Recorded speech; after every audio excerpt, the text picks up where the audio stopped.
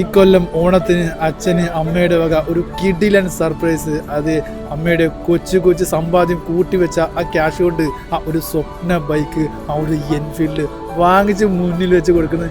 ഇപ്പം മേടിച്ച് കൊടുത്തില്ല പിന്നെ വേറെ എപ്പോൾ കൊടുക്കുന്നതല്ലേ? കണ്ടോ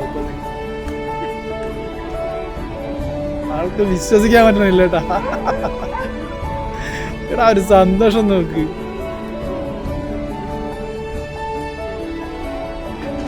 മോന്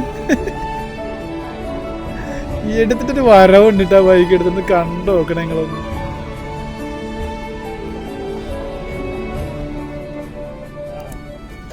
ഇത്ര നാളത്തെ ആഗ്രഹമായിരിക്കും അല്ലേ? ഓക്ക് അടിപൊളി.